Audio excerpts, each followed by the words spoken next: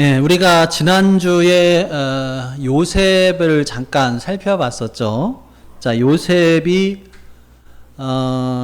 야곱과 요셉의 아버지가 야곱이죠. 그리고 요셉의 엄마가 라헬인데 그 요셉이 이제 그 야곱의 12아들 중에서 특별히 이 아버지 야곱의 이 사랑을 많이 받았어요. 그러다 보니까 형들이 요셉을 시기하고 미워했죠. 또 요셉이 형들의 잘못을 아버지한테 고자질하기도 했고, 또 그런가 하면 이제 요셉이 형들의 이 그 곡식단이 자기 곡식단 자기한테 이 절하는 꿈 이야기를 이제 형들에게 하니까 형들이 더 이상 이제 참을 수 없을 정도로 화가 나게 됩니다. 그래서 하루는 이제 요셉을 형들이 있는 곳에 아버지가 이렇게 보냈는데, 형들이 어떻게 해요? 요셉을 죽여버리자고, 처음에는 죽여버리자고 하지만 또 그래도 우리 동생인데 죽이지는 말고 그냥 저 구덩이 속에다가 가두자. 그랬다가 우연히 그곳을 지나던 이스마엘족 그 상인한테 요셉을 팔아 넘기게 되죠. 자, 그래서 이게 우리가 지난주에 함께 살폈던 내용이에요. 우리 어린이들 기억해요? 예. 자, 그럼 그 다음에 어떤 일이 벌어졌느냐? 자, 요셉이 팔려간 곳이 어디였냐면, 바로의 궁전에서 시위 대장으로 일을 하는 보디발 장군의 집으로 팔려갔어요. 요셉은 노예였는데, 이 머리도 똘똘하고, 그리고 하나님의 은혜가 함께해서 모든 일을 잘 처리를 하는 거예요. 그러니까 요셉 때문에 이 보디발의 집이 더 재산도 늘어나고 복을 받게 됐어요. 그러니까 요셉 그 보디발이 어떻게 했어요? 보디발이 요셉을 이뻐할까 미워할까? 어린이들, 보디발이 그러면 요셉을 미워했겠어요? 이뻐했겠어요?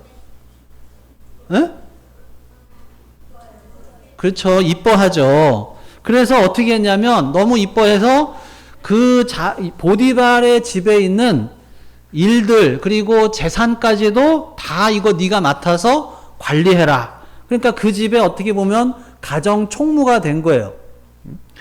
그 요셉은 또 유능할 뿐만 아니라 또 생긴 것도 굉장히 잘생겼어요.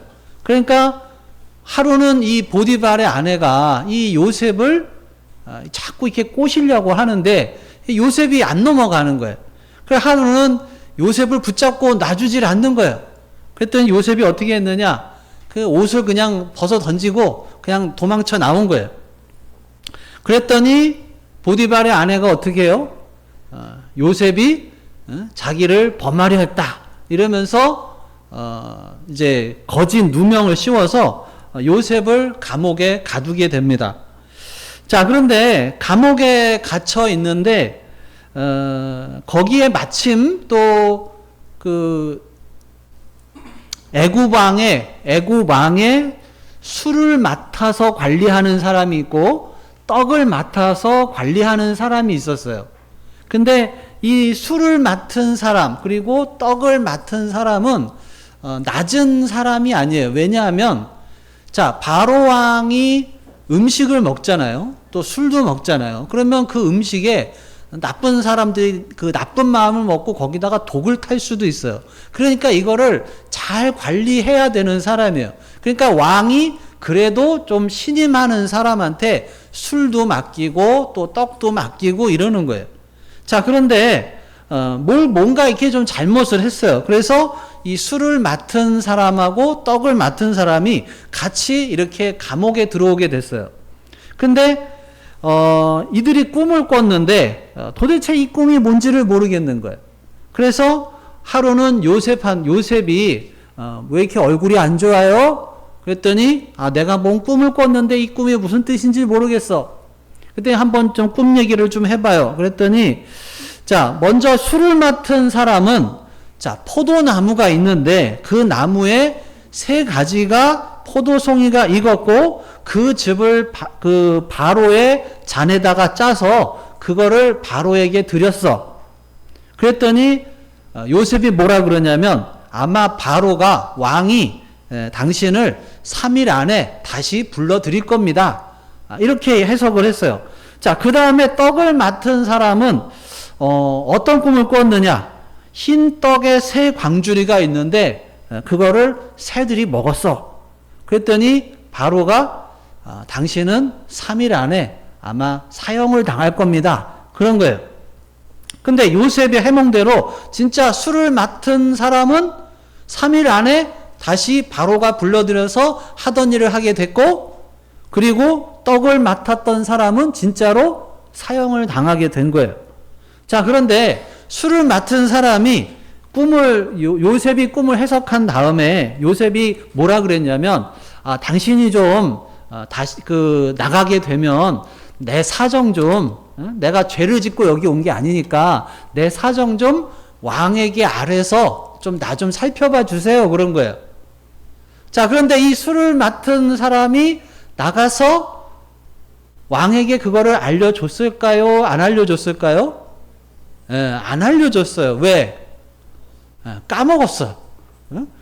사람이, 여러분 그런 말 들어본 적 있어요?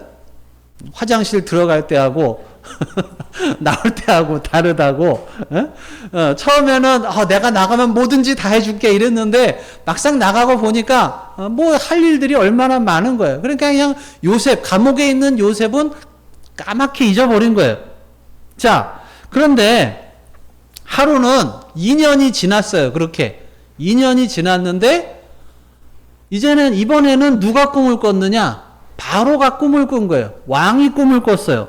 근데 왕이 꾼 꿈을 보니까 살찐 소 7마리가 있었고 그 다음에 마른 소 7마리가 나왔는데 그 마른 소 7마리가 살찐 소를 잡아먹었다. 그 다음에 또 충실한 7 이삭, 또 마른 7 이삭, 이런 꿈을 꾼 거예요. 그런데 애굽에서 그래도 나름대로 꿈 해몽을 잘한다는 사람들이 이 꿈을 해석을 하지를 못하는 거예요. 그런데 마침 그때 술을 맡았던 사람이 누구를 생각했을까? 요셉을 생각한 거예요. 그래, 내가 감옥에 있을 때 내 꿈을 해석해줬던 요셉이라고 하는 사람이 있었지. 그러면서 그 요셉을 바로에게 추천을 한 거예요. 왕이시여, 내가 감옥에 있을 때 내 꿈을 해석해준 요셉이라고 하는 청년이 있습니다. 이 청년에게 한번 물어보시죠. 자, 그렇게 해서 요셉이 꿈을 해몽을 하는데 무슨 해몽이냐, 어떻게 해석을 했느냐? 앞으로 7년 동안은 이집트의 풍년이 될 것이고 또 그 뒤에 7년 동안에는 흉년이 될 것이다. 그래서 그 7년 풍년이 들었을 때 곡식을 잘 저장을 해놔서 흉년이 들었을 때 그거를 풀면 그 기근을 잘 이겨낼 것이다 라고 대비책까지 알려줍니다. 그러니까 이 왕과 신하들이 감동을 해서 우리 이 청년을 애굽의 우리나라의 총리로 세우자 라고 해서 이제 요셉이 애굽의 총리가 돼요. 자, 그리고 요셉의 꿈 해몽대로 7년 동안 계속 풍년이 들다가 나중에 또 7년 동안 뭐가 와요? 흉년이 온 거예요. 자, 근데 이 애굽에만 흉년이 든 게 아니고 요셉의 형들이 살고 있던 가나안 땅에도 흉년이 들었어요. 그런데 소문을 들어보니까 애굽에는 먹을 것이 많다더라. 그러니까 요셉의 형들이 우리 애굽에 가서 좀 곡식 좀 얻어오자 하고 이제 애굽으로 가게 됩니다. 자, 갔더니 거기서 요셉이 뭐 하고 있어요? 총리를 하고 있죠. 네? 그러니까 쉽게 말하면 나라의 높은 사람이 된 거예요. 자, 요셉의 형들은 그냥 뭐 곡식 얻으러 온 사람들이잖아. 그러니까 곡식을 사러 와서 요셉의 형들이 요셉한테 절을 하는 거예요. 제발 우리들에게 곡식 좀 나눠주세요. 그 요셉은 딱 보고 형들인 걸 알았어요. 근데 형들인 걸 알았는데 자기가 요셉인 거를 숨기고 이제 시험을 하게 됩니다. 그러다가 나중에 요셉이 자기가 이제 요셉인 것을 밝히고 내가 이렇게 애굽에 오게 된 것은 당신네들이 형들이 나를 팔아서 여기로 내가 온 게 아니라 이게 다 하나님의 뜻이고 하나님의 구원의 손길이었다라고 하면서 형들을 진심으로 용서하고 그들과 화해하며 살게 돼요. 그리고 이제 아버지 야곱 그의 형제들 다 함께 애굽에 와서 같이 살자. 요셉이 나라의 높은 사람이니까 다 가족들 와서 함께 살게 되었다라고 하는 거예요. 자, 오늘 읽은 말씀은 자, 그 뒤에 일어난 일이에요. 자, 요셉과 세월이 흘러서 요셉의 아버지 야곱이 죽게 됩니다. 그래서 이제 야곱도 참 파란만장한 삶을 살고 그렇지만은 이제 숨을 거두게 되고 요셉과 형제들이 아버지의 장례를 아주 이렇게 정성껏 성대하게 치러주게 돼요. 근데 문제는 그 다음에 일어나는 거예요. 무슨 문제가 일어났느냐? 자, 오늘 15절 우리 같이 읽어보겠습니다. 시작. 요셉의 형제들이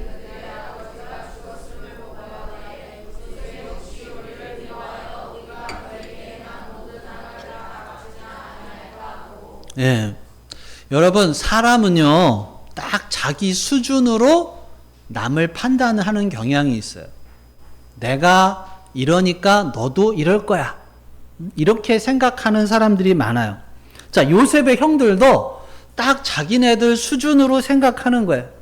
아버지 장례를 마치고 나니까 두려운 거예요. 뭐가 두려워? 그동안에는 아버지가 있었으니까 요셉이 우리를 그냥 봐줬는데 이제 아버지도 돌아가셨으니까 요셉이 우리를 가만히 두지 않을 거야. 복수할 거야. 왜 이런 생각을 할까요? 자기네들도 복수했으니까 요셉을 미워하는 마음에 팔아 넘겼잖아요. 자기네들도 복수했으니까 요셉도 우리한테 복수할 거야. 자기 수준으로 생각하는 거예요. 창세기 45장 5절에 보면 요셉이 자기의 정체를 밝히면서 형들한테 뭐라 그래요? 당신들이 나를 이곳에 팔았다고 해서 근심하지 마세요.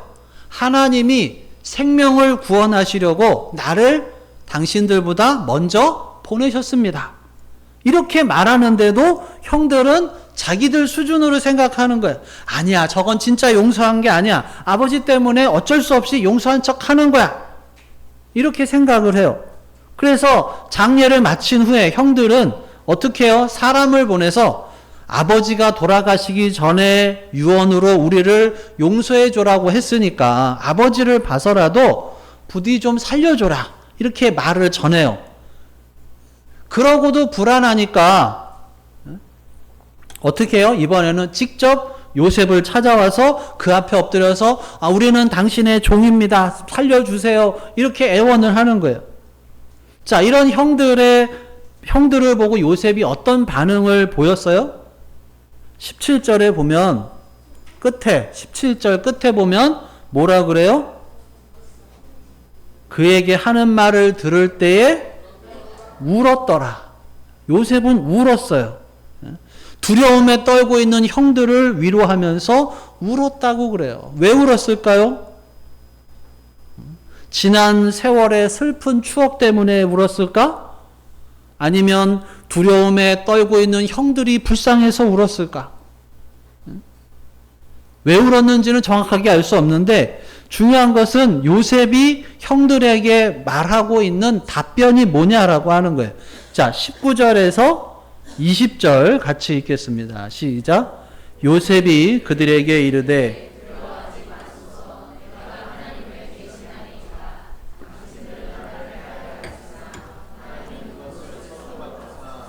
오늘과 같이 많은 백성의 생명을 구원하게 하시려 하셨나니. 자, 어떻게 요셉이 형들에게 이런 답변을 할 수 있었을까? 요셉에게 뭐 사랑이 많아서 용서를 했을까? 아니면 정이 많아서 위로를 했을까요? 예, 요셉은 악을 선으로 바꾸시는 하나님의 눈으로 지금 이 모든 상황을 보고 있는 거예요. 자, 지금까지 요셉의 인생 속에 펼쳐진 모든 사건들은 형들이 요셉을 팔아서 시작이 된 걸로 볼 수도 있죠. 그런데 형들이 한 게 아니라는 거예요. 나를 애굽의 종으로 팔고 미워했고 시기하고 질투했지만 내 삶을 통해서 하나님의 뜻이 이루어지는 놀라운 하나님의 사랑이 있다라고 하는 것을 요셉이 깨달았던 거예요. 그래서 요셉이 뭐라고 하는 거예요? 형님들 두려워하지 마세요. 내가 하나님을 대신해서 심판할 수 있겠어요? 심판은 하나님께 있는데 내가 하나님 자리에서 맘대로 심판할 수 없습니다. 자, 요셉의 형들은 착한 일 했어요? 나쁜 일 했어요? 응? 소민아, 요셉의 형들이 착한 일 했어? 나쁜 일 했어?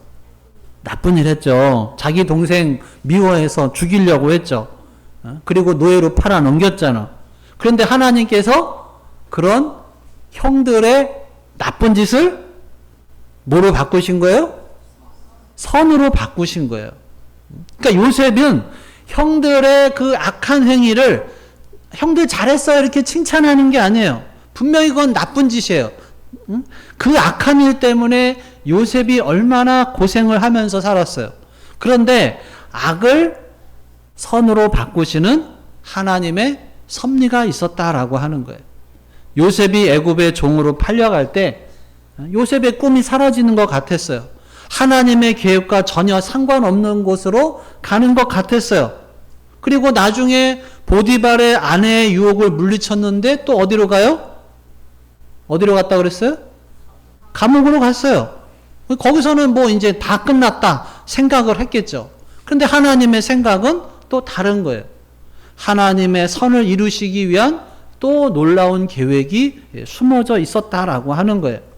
그래서 하나님의 섭리는 우리가 고난과 시련 속에서도 하나님의 뜻이 있다라고 하는 거예요. 그래서 우리가 어려운 일을 당할 때 쉽게 판단하는 게 아니라 조용히 하나님의 뜻을 물어봐야 됩니다. 하나님의 백성들에게 우연이라고 하는 것은 없어요. 현재의 고난을 이해할 수 없지만 그 속에는 악을 선으로 바꾸시는 하나님의 섭리가 있다라고 하는 것입니다. 자, 자기는 이미 형들을 용서했는데 용서한 척 한 게 아니라 정말 용서했는데 아버지가 돌아가셨다고 찾아와서 살려달라고 애원을 하니까 요셉이 얼마나 답답했겠어요. 자, 그래서 요셉이 형들 때문에 애굽에 팔려왔다 이런 생각을 하면은 절대로 용서하지 못하고 분노하고 복수할 것만 생각했을 거예요. 그런데 요셉은 자기가 애굽에 온 것이 다 하나님의 인도하심이었다 이렇게 생각을 한 거예요. 여기에서 참된 용서가 나오고 감사가 나오고 평안이 나오는 거예요. 자, 그 다음에 요셉이 형들에게 한 말들을 이렇게 좀 살펴보면서 요셉의 신앙을 볼 수가 있는데, 자, 19절을 같이 다시 읽어보겠습니다. 시작. 요셉이 그들에게 이르되 두려워하지 마소서 내가 하나님을 대신하리이까. 자, 이 말에 요셉의 첫 번째 신앙의 특징이 나와요. 이게 뭐냐면, 자, 모든 판단은 하나님이 하신다라고 하는 거예요. 복수도 하나님이 하신다 그런 거예요. 형님들 두려워하지 마세요. 내가 하나님을 대신하겠습니까?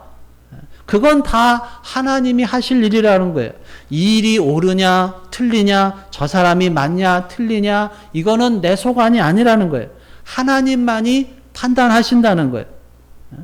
저 사람이 잘못됐다 그러면 그 해결도 하나님이 하신다는 거예요.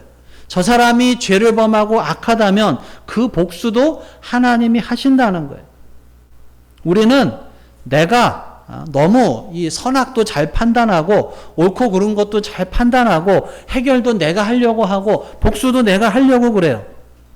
이런 일들은 하나님의 소관이 아니라 내가 할 일이다라고 생각하고 내가 판단하고 내가 해결하고 내가 갚으려고 하고 그러니까 사는 게 어때요? 힘들어지는 거예요. 왜? 내 뜻대로 안 되거든요. 저 사람은 벌 받아야 되는데 저 사람은 잘못돼야 되는데 그게 안 될 때 얼마나 내가 답답하겠어요. 자, 모든 것을 하나님의 뜻과 계획에 맡기고 나는 그분의 뜻만 묻고 따르기로 마음 먹을 때 하나님께서 해결해 주시고 갚아 주신다는 거예요. 자, 요셉의 신앙의 두 번째 특징은 뭐냐? 하나님은 악을 선으로 바꿔서 생명을 살리시는 분이다라고 하는 거예요. 자, 20절을 다시 읽어보겠습니다. 시작. 당신들은 나를 해하려 하였으나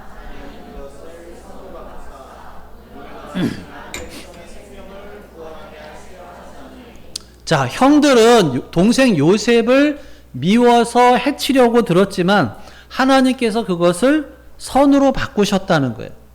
요셉을 통해서 가족 모두의 생명을 살리셨어요.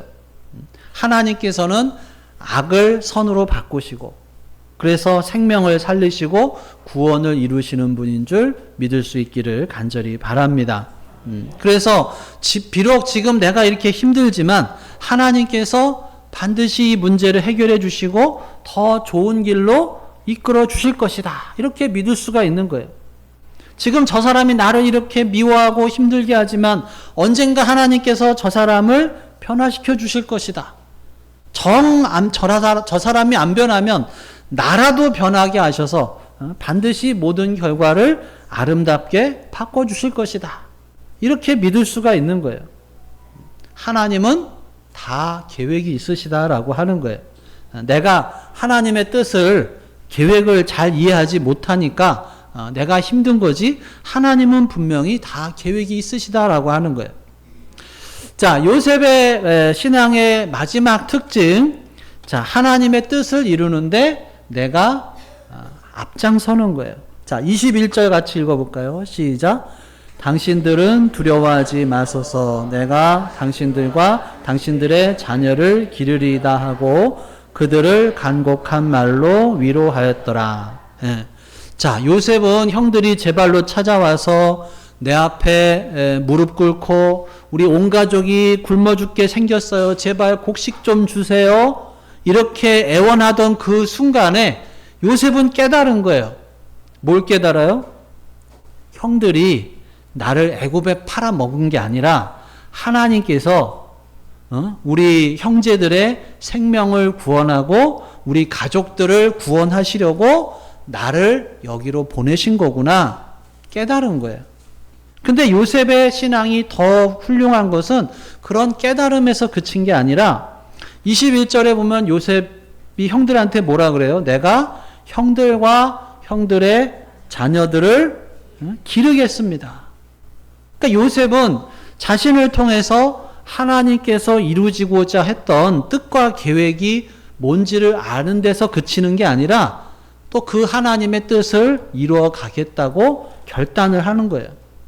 왜? 하나님이 그걸 원하시니까.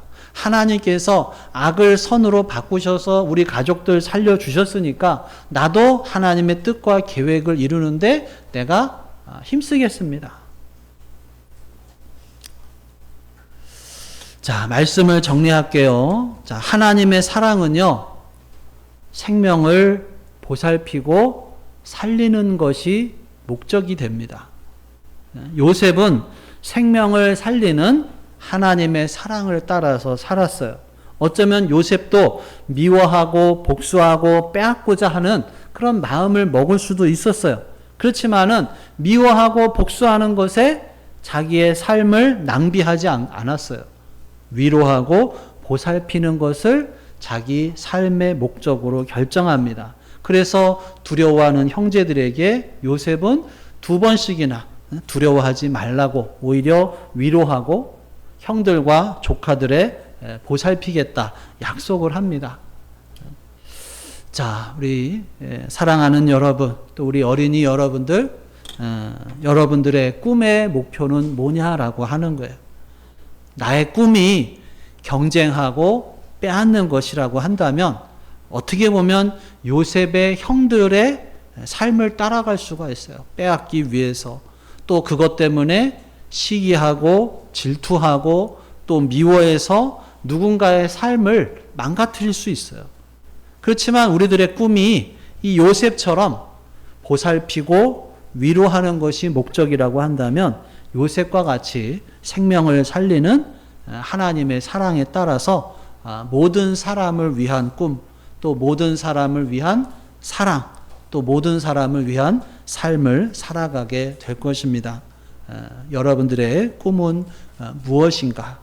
우리들의 꿈이 하나님의 사랑이 되기를 주님의 이름으로 축원합니다. 우리 기도하겠습니다. 오늘 주신 말씀 생각하면서 우리 함께 기도하겠습니다. 하나님께서 나에게 주신 말씀이 무엇이었는지, 또 내가 순종해야 할 말씀이 무엇이었는지, 또 혹시라도 나는 어떤 삶을 살아가고 있는지 다시 한번 우리 마음속에 계시는 성령 하나님의 음성에 귀를 기울여 보겠습니다.